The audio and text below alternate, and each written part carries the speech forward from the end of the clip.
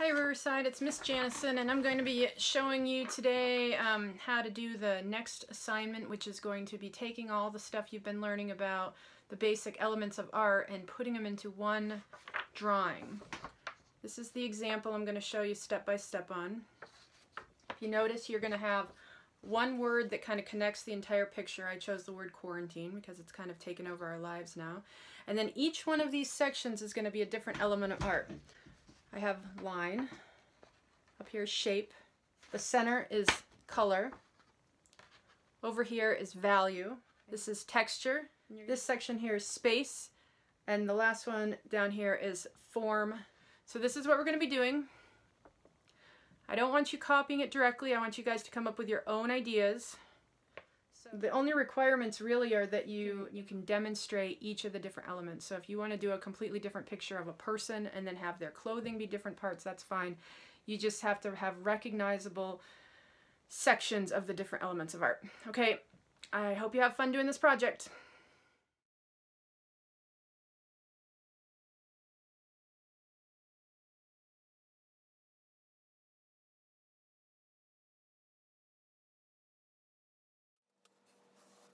Step one of this project is you need to do some kind of word or a picture that goes across the entire paper that's going to connect all your sections together. I've chosen to do a word, and the word is quarantine. So I drew a box across the middle of the paper and divided it into different sections, one for each letter, and now I'm turning each box into each of the letters. So there's the A.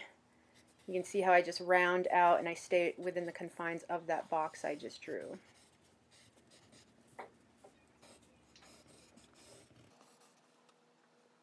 Like I said, you don't have to do a word. You could do a different picture of a person or a character you like, an animal, just as long as it goes across the whole center of the page so it ties the rest of it together.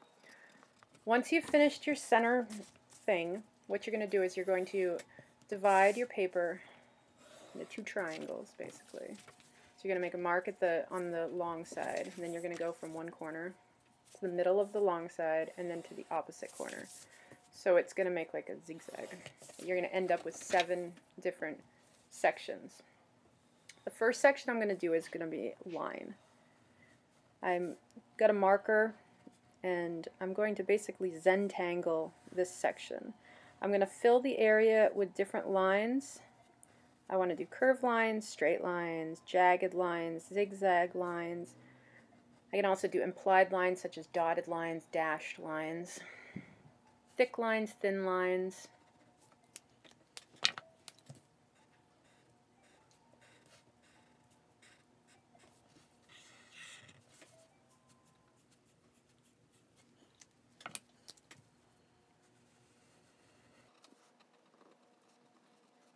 So I continue to make lines. It's okay to leave some areas blank and mix it up. You'll see how I don't put like just all my straight lines in one spot. I'm putting straight lines, and then I do thick lines and thin lines, and I do them a little bit on all the different places to make it interesting.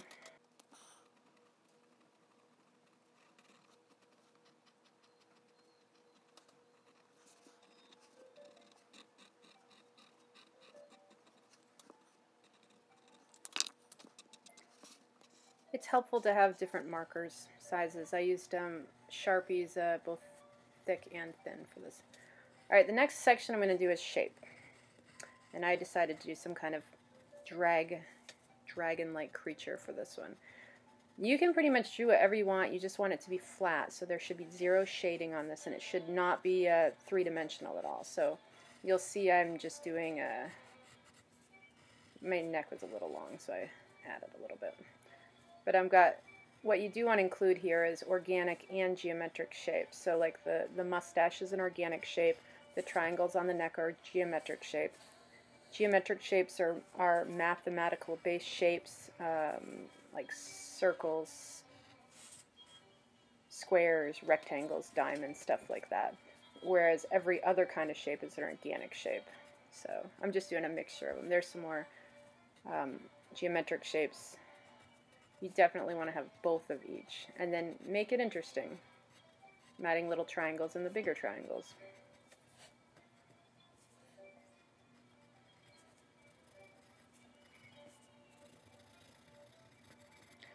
I'm going to add a little bit of shading here now, and at the end I go back and add some color as well.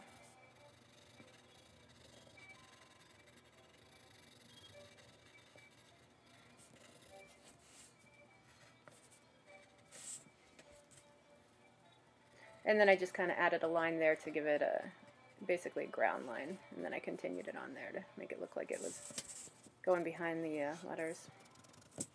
Alright, the next one I'm going to do is value, and I accidentally went inside my eye because I was missing the top. So what I'm going to do is I'm going to do a value scale or gradation. At the bottom it's going to be the darkest value, so I'm going to go as hard as I can with the pencil, and then as I get towards the top I'm going to gradually get lighter and lighter.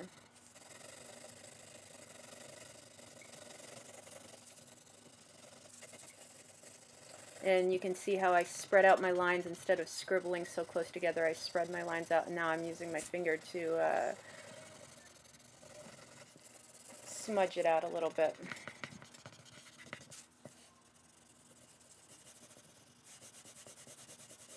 And then I'm using my pencil to lighten it up a little bit because I had too much of the darker pencil marks. And now I'm also using my finger to kind of add some smudge marks to the letters. And then I just darken up the edges of it to make them pop out a little bit more. And then I add a little bit of a shadow right there to show the difference. You could do your word or image in the center as its own separate entity, and it can be its own color. That's fine. Alright, the next section I'm doing is texture. Texture, we are going to do implied texture. Implied texture is when you have a surface that looks textured, but it's in fact not, because it's just a piece of paper. So it's right now I'm doing bricks, so it's a every other, and then I'm adding a little bit of shadow to the bottom right side, like that. And this is going to be like a fur texture, kind of a jagged one. It's easy to do. You just do a bunch of scribbles. Kind of have them all, you don't want them just random scribbles. Mine are kind of going up and off to the side a little bit. And then I added some darker areas. And this is going to be like a fish scale texture. You should have at least 3 to 4 different textures in this section.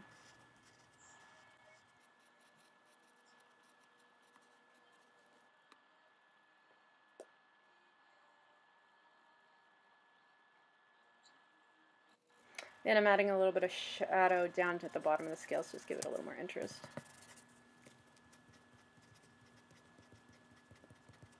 And I tried to smudge it out a little bit, and then I smudged it too much, so I'm just erasing the tops of the scales to show them.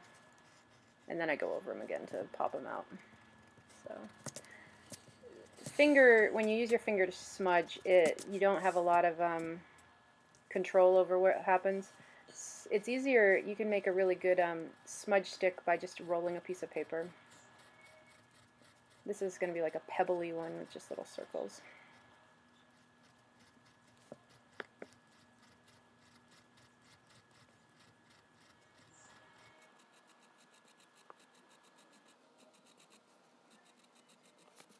So, finishing up the pebble texture, I'm going to add kind of a wood grain, kind of jaggedy texture into the E, and then I just outline the outside to make it pop out. This section is going to be kind of like a water or a wood grainy type texture. And I was trying to figure out the last part for the little bit of the end, and I decided to do like zebra stripes. The next section we're going to do is space. This is a harder section, so I slowed it down to normal speed. First thing you do is you draw the line going across, and then you make a mountain. And now you're going to do 2 lines radiating at it from the dot you drew on that line. I'm going to draw a square.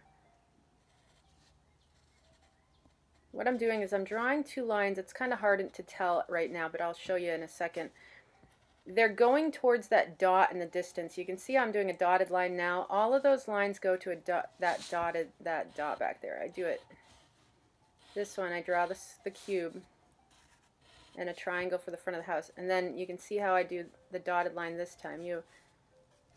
And then what you do is you draw a parallel line to that front edge, or the front edge of the roof. And that is how you make a building. It'll look a little better if it's not sideways. I can see that it's hard on this section to see it as clearly. So I'm going to erase those extra dotted lines because I don't need those. And I'm going to add a tree. You can add trees and cars, whatever you want. Just as they get closer and closer to that dot in the distance, they'll get smaller and smaller. That's the only thing you got to remember. So I was just thinking of what else to add.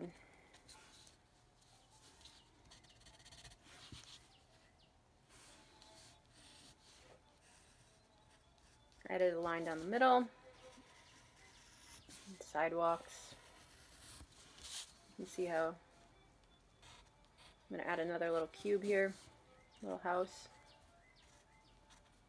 Those lines will all be going towards that vanishing point in the distance, that dot. That's where all the lines will converge.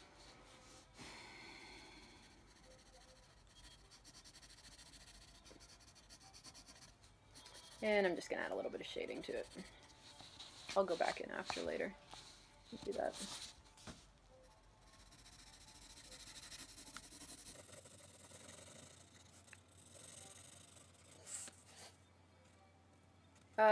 Just to add one more element to show how things get smaller in the distance, I decided to do the very classic thing of telephone poles. And you can see how this really clearly shows how they get smaller as they go into the distance. So.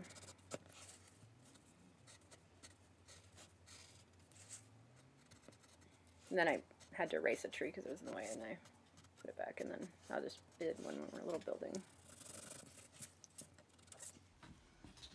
And you can see it makes a little more sense when you look at it from that direction.